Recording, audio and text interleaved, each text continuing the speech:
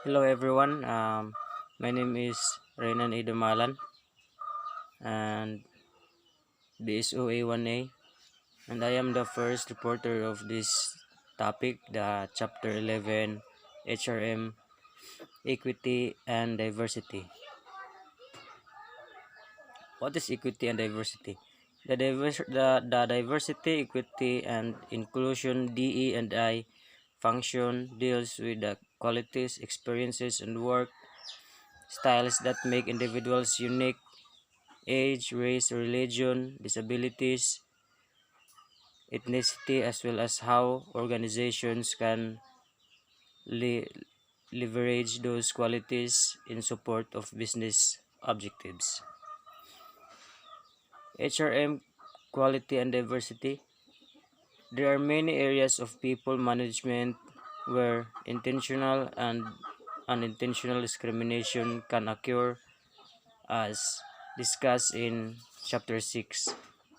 At the core of the systematic approach to recruitment and selection of the importance placed on fairness and objectivity, rather, to ensure that the best person is selected for a post. Labor market and inequality. Since the 1970s, inequality has become an ever greater focus on social policy, and successive UK governments have introduced anti-discrimination legislation, legislation to eradicate disadvantage on the basis of age, gender, race, and ethnicity, sexual orientation, religious beliefs, and disability.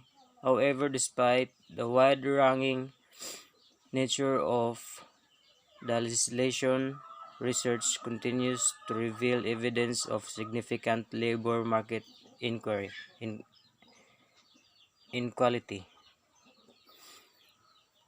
Gender. In the UK, women make up over half the workforce in 52% of workplace. Van Wanro Roy at 2013. In the 4 decades since the first introduction of legislation to protect against employment discrimination on the basis of gender, there has been a gradual,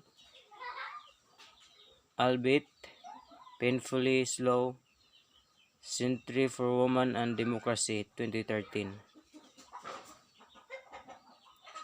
Diminution in employment inequality between men and women. Women and the labor market. Internationally, the picture for gender equality more widely is diverse. Table 11.1 compares the distribution of men and women in selected countries according to range of measures of equity, e- equality. Ethnicity.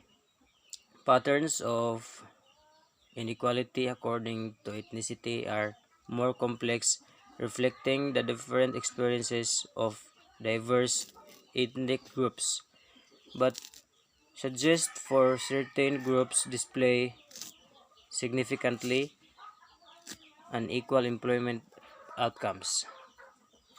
Forms of discrimination.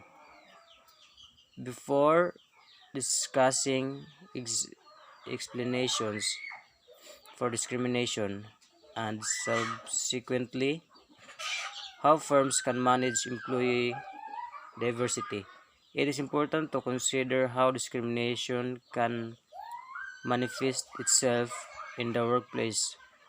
Pencos, 1996,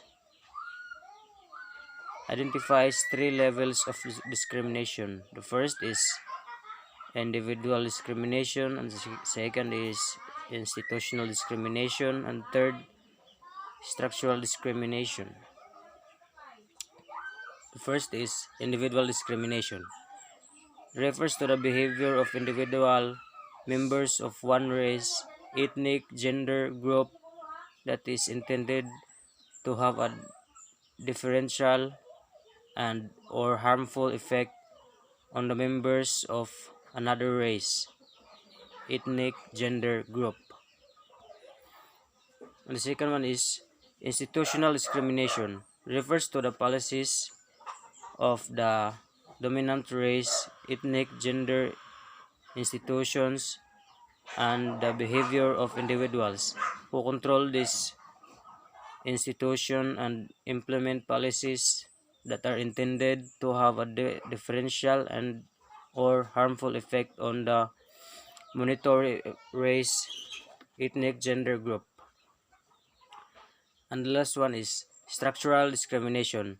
Refers to the policies of dominant race, ethnic, gender, institution, and the behavior of the individuals who implement these policies and control these institutions, which are race, ethnic, gender neutral in intent but which have a differential and or harmful effect on a monetary race, ethnic, gender group. Consequences of discrimination. Clearly, the patterns of inequality outlined at the start of this chapter have significant financial and emotional implications for individual worker. Furthermore, to limit the employment prospect and therefore the life chances for some members of society leads inevitably to social exclusion, unrest, and economy in which the talents and potential of all members are far from realized.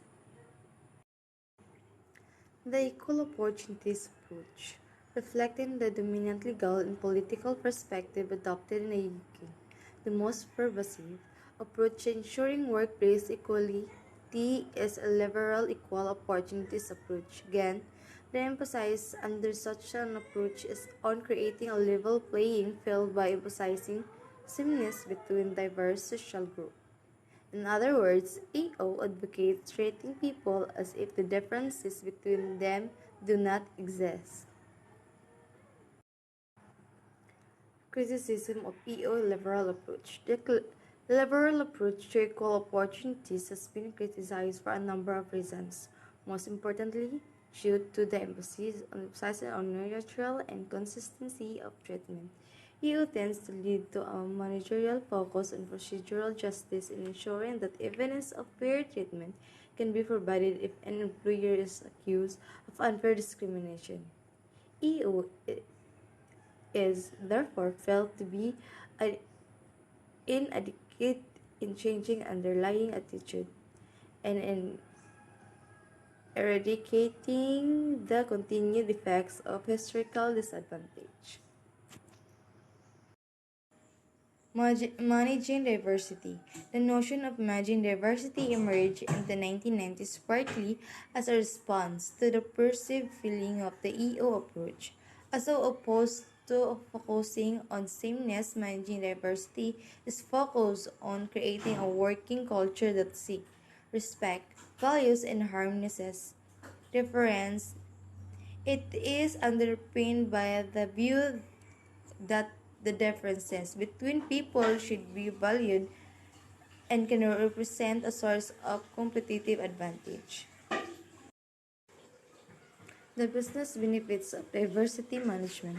MD tends to be framed within a managerialist discourse and presented as, or alongside, a business case for tackling inequality rather than focusing on the notion of social justice that informs the legislation and the EO approach.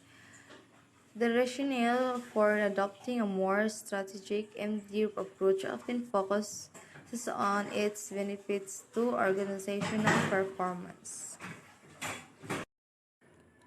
Managing diversity is in practice rather than focusing on avoidance of discrimination and legislative compliance. The emphasis of MD is to create greater inclusion of all individuals into both the formal and informal activities of the organization through cultural change and the challenging of the attitude and assumptions that are embedded in every behavior. Issues with diversity management. The central criticism of the MD approach is that because it's not underpinned with a social duty to address discrimination and inequality, managerial commitment to diversity can fluctuate. MD effectively depoliticizes inequality, reducing it in being simply an impediment to profit making. The impact of context. The extent to which an organization is faced with an imperative to manage diversity derives from a range of contextual factors, and therefore, employers must ensure they adopt an approach to equality and diversity that is reflective of organizational needs and capabilities.